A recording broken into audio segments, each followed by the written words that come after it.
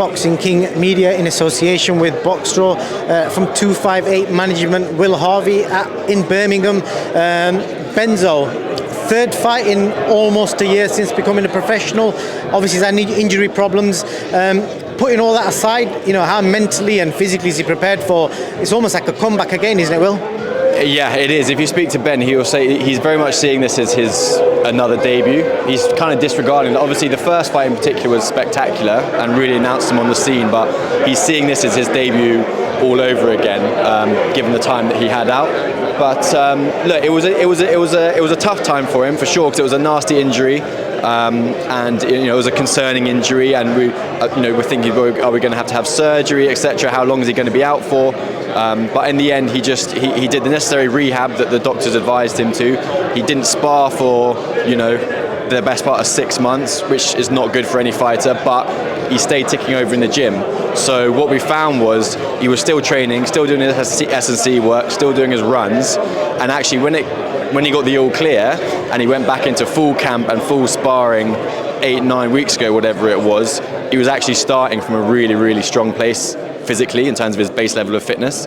So I actually believe that this is the best shape that you would have seen Ben Whitaker in to date, Olympics or in the first 3 fights. So I'm really excited to see his return, because I've been out in Miami with him for a couple of weeks, seen the way that he's been sparring, seen who he's been sparring. You don't I don't want to brag and stuff before he's got through the ropes, but we're quietly extremely confident that this performance is going to be very, very special. That explains the tan, because I was going to ask you about your tan. So with regards to his injuries, I know he's never really documented it. Are they like career-threatening injuries? It wasn't career threatening, but it was 6 months is a long time. 6 months is a long time, yes, because it was an injury in his shoulder. And if people probably don't realise, but after the Olympics, he's actually been carrying an injury on his other shoulder for a long time whilst he was at GB. But he managed it and got through it so that he could go to the games and obviously do what he did there. Immediately when he came back from the games, he had to go under the knife and have an operation. So I think, whilst he's been managing that injury, the shoulder, it's a very complex area. Look, I'm not a doctor, and it's around the neck, but your body starts to adjust and compensate for the injury that you're already carrying. And I think what had happened is that caused weaknesses in his other shoulder, which then got exacerbated and came to light after the end of his second pro fight. So essentially, when we saw the doctor, there was talk that you might have to have an operation on it, but that operation would put you out for anywhere between 8 months and a year. And if you can avoid it, you don't want a fighter to have to go under the knife. Do you know what I mean? So he said, look, let's manage it. Just give yourself rest and allow yourself to recover properly. Don't throw any punches. Don't do any sparring, taking any contact. And we'll see how it progresses. He had 3 months off. We went and saw the doctor again. He said it's improved massively. It's heading in the right direction, but you need a little bit more time off. So we did another 3-month block before we went back to him. So in hindsight, the ironic thing is, by the time that he's come back, he's probably been out close to 8 months anyway. But it was about avoiding the invasive nature of an operation in that area, which you don't know how your body's going to respond to it. And then, inevitably the time frame to come back from that is always going to be a bit longer. So it was just about doing it in the most kind of holistic way possible. But like I said, he went through the proper process, he got through the other side, and he's been training incredibly well. And I think, I honestly believe he's in the best shape of his life at the moment. He said before his debut that he could fight the British champion on debut and win. Obviously, he's had time to recover. So, how quickly and after this fight? Obviously, on paper, he should be winning this fight. Yeah. But beyond this, is he going to jump straight into like a big title contention fight, or do you want more learning fights? Yeah, he will want to jump into a big title fight because he is who he is and he's a fighter.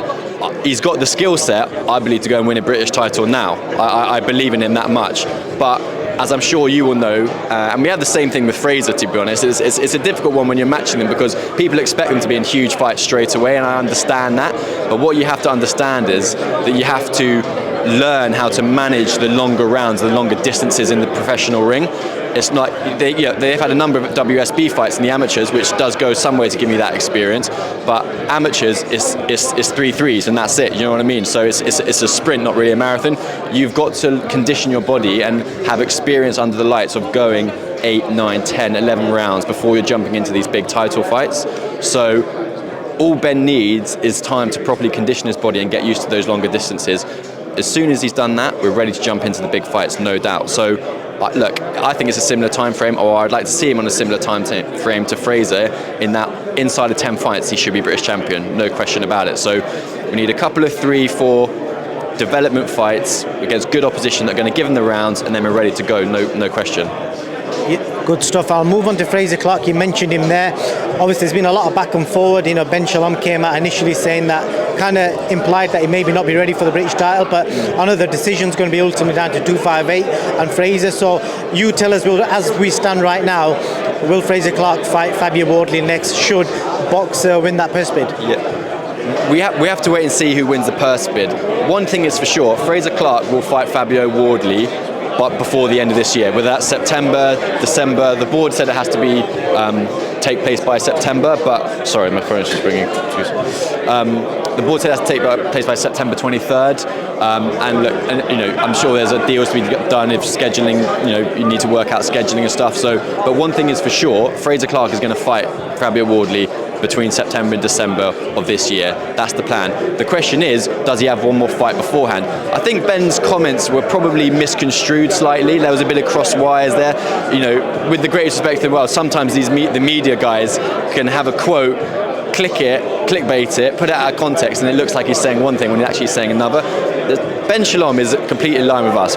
Fraser Clark is ready to win a British title now. I think he beats Wardley inside of 5 rounds. And look, people can debate that what they want. I've seen them sparring. I was in the corner when he was sparring Wardley. I saw how that went. We are more than confident that he beats him now.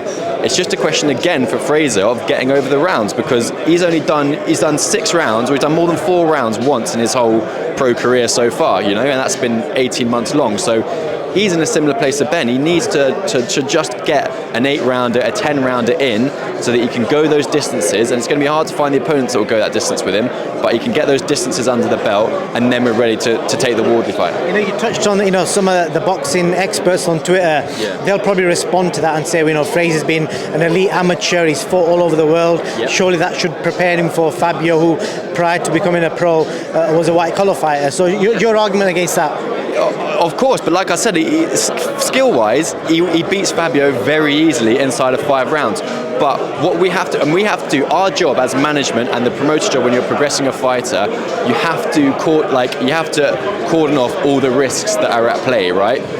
If Fraser goes into a fight with Fabio, and look, anything can happen in the ring, and say that fight goes longer than we expect it to, what I don't want is Fraser to be in rounds 8, 9, 10, 11 in waters that he hasn't been in professionally before, where you might not have learned how to manage your output over those rounds into the later rounds and condition your body to be fit and comfortable and able to execute in the way that you want in the championship rounds. That's the only risk that I can see at play when it comes to Fraser versus Fabio. So all we need to do is get a set of rounds in like that, probably only once. Love it to be twice, but probably only once, so that we know that his body, he's been there and he's been in those kind of situations, and then he's ready to jump in.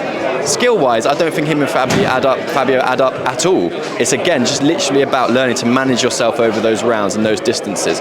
Fraser quite rightly says Fabio's not been those distances either. I don't think Fabio's been past 6 rounds in his career, or maybe once, but he hasn't really been into those kind of waters either. So, and that's a fair point. But again, people might get at us for it and hate on us for it, but our job as management is to make sure that all risks are mitigated to the best of our ability when you get into a ring, and that is the only thing that we feel like is left to kind of cross off with Fraser before he's ready to go into these huge fights. So, like I said, in an ideal world, he's going to fight June 10th. We have to see what happens with the purse bids. We don't know. We can't make a call until we have all the information. But ideal world, he fights June 10th.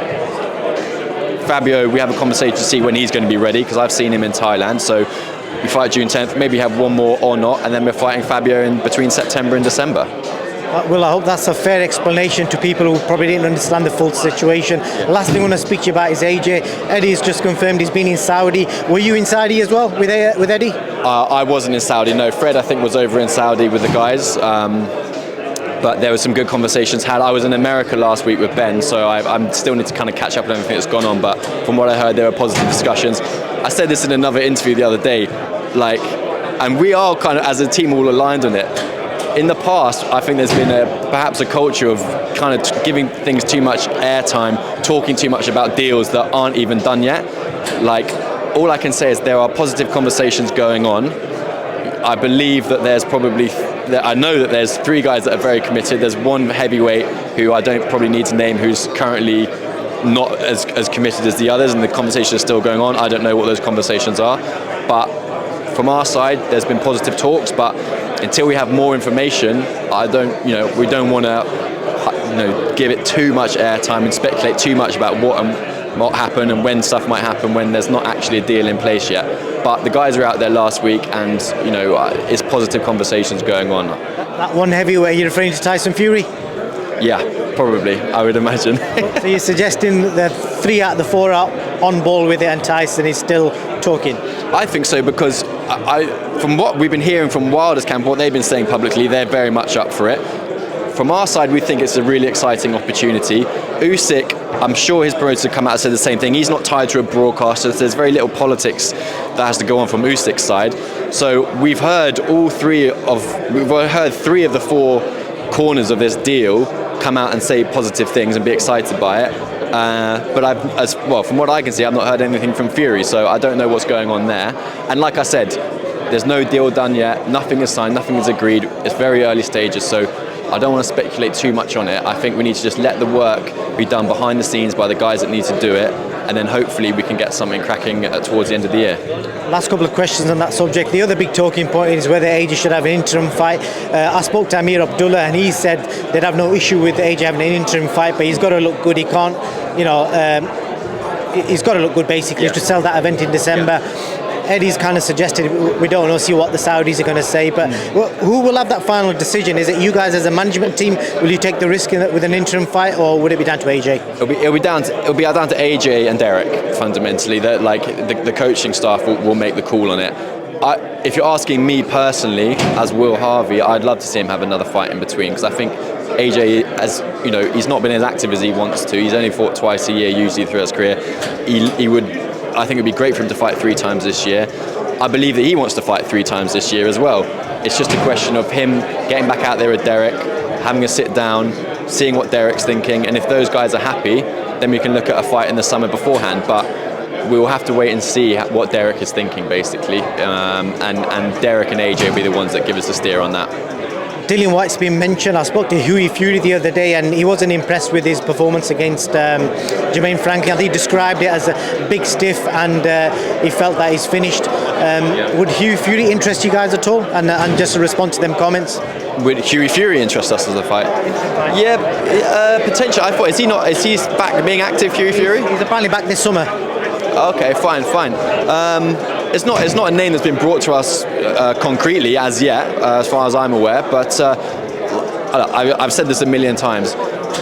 AJ will take any fight. He doesn't care who it is at all. So if it's Huey Fury, it's Huey Fury. Great. If it's Dillian Whyte, it's Dillian Whyte. Great. I don't think he really cares who it is in the ring with him. He'll leave it up to the coaching staff and us as a team to make that call for him. He just wants to know who he's fighting, and he'll turn up and fight them. But I think Huey Fury could be a good fight. There's a good narrative there with the Fury family, so I think it sounds great, but it's nothing that hasn't been brought to us yet as like a firm option. Well, I appreciate you answering all the questions, not ducking anything, and I appreciate that. Nice speaking to you for the first time. Pleasure, my man. Yeah, let's do it again soon.